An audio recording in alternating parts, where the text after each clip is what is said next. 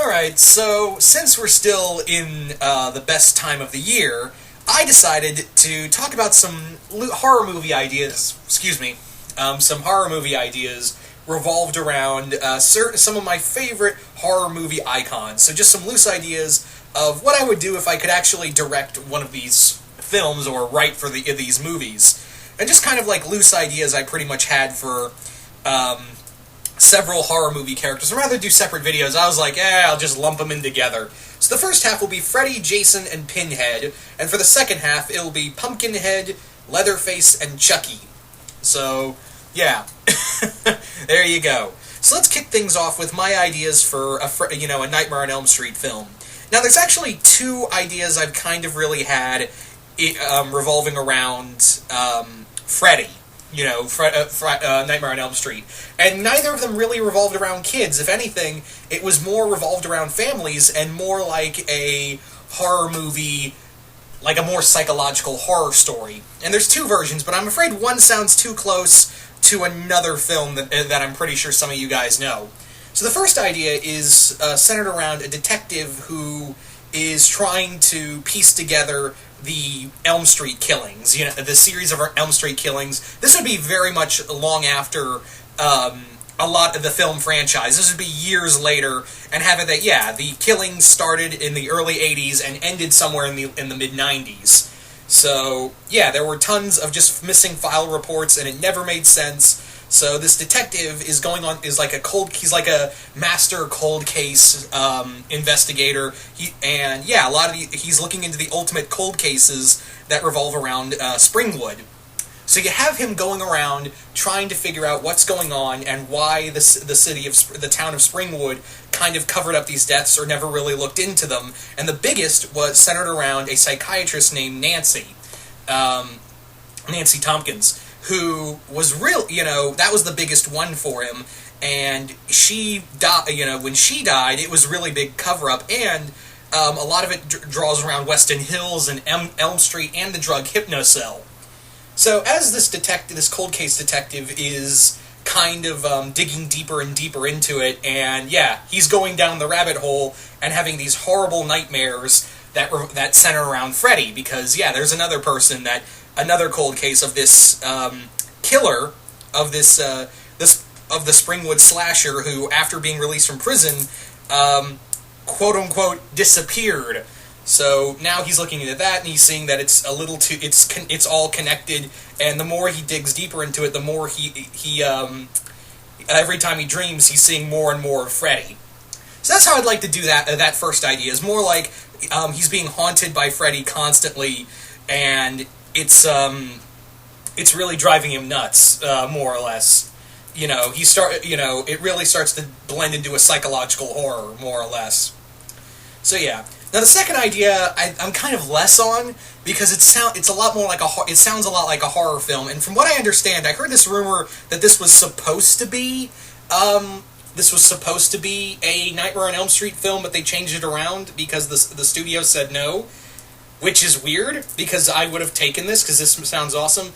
But the film I'm referring to that has a lot of the elements of this film, of my idea for an Elm Street film, is the movie Sinister. If you're not aware of the movie Sinister, Sinister follows around a crime novelist who has moved into a house of his not telling his family that, hey, we moved into a house where a family was brutally murdered, and I'm just doing this to get famous again, not realizing that his daughter's being slowly possessed by a pagan god. Sinister. It's a pretty good film. And the idea right here is that, much like Freddy's Revenge, the second film, but it would be a crime novelist who is looking into the mysteries of the missing file. He's looking for the ghosts of Springwood, which were all the covered up deaths from Nightmare on Elm Street all the way to, I guess you could say, Freddy versus Jason, even.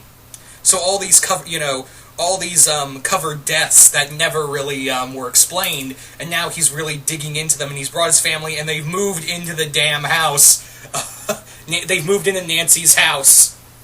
And of course, shit happens. But like I said, it's a little too close to Sinister, really. But so those are pretty much my two ideas, more or less, for for Freddy. There you go. So let's move on now to Jason. So following that, let's talk about my idea for Friday the 13th films.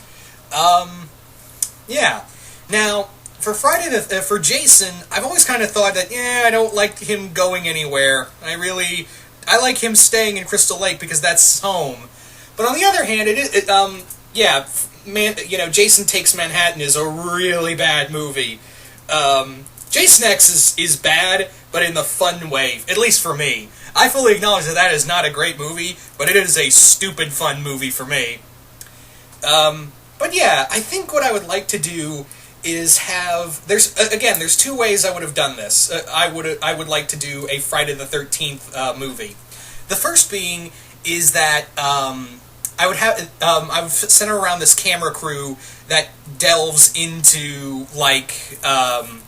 it's kind of like a Ghost Hunters type show, but they're looking for they're looking for urban legends, and Jason has been covered up to be like some kind of urban legend.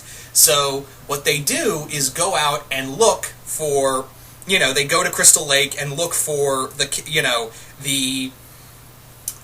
Crystal Lake Killer. They go out, and I wouldn't make it a, you may be thinking, it would be a point of view film.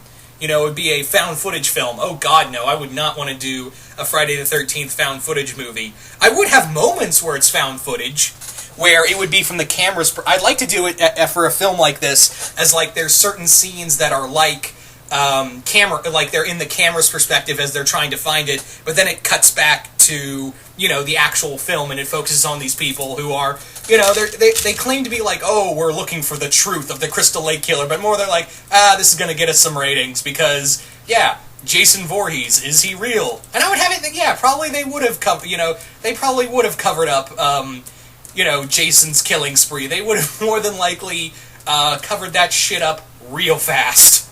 That would be kind of the idea I'd go with, is that they're trying to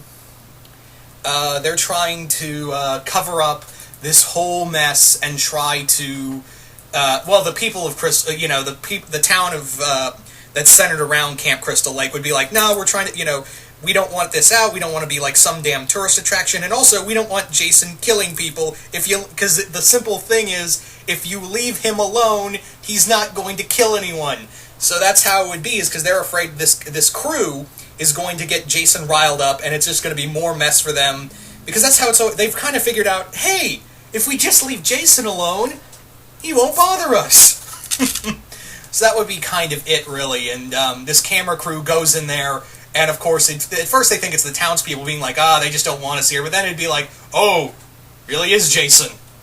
So, I would keep a lot of the elements of, like, the first 2 or 3 Friday the 13th films where it's very suspenseful. And then kind of really hammer in there, like, the later films where it's just Jason just butchering people left and right. So that's the first idea I would go with for Jason. The other idea I had is that...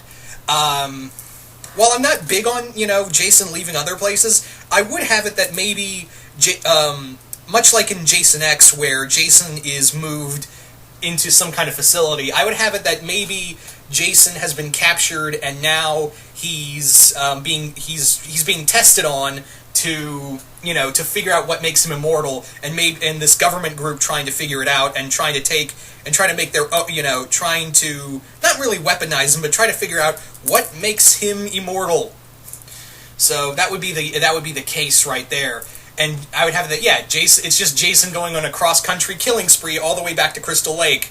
So just be him wandering around brutally killing people along the way as he tries to go back home.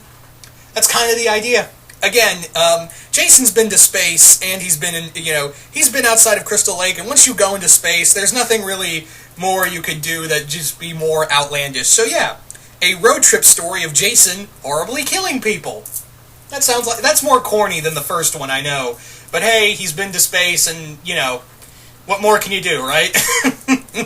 So there you go. That is, those are my 2 ideas, more or less, for, Jason. I guess you could say, like, the third, and this is a little more underdone, is that an idea I had of, like, a a special ops team, much like the Riot Squad team from Jason Goes to Hell.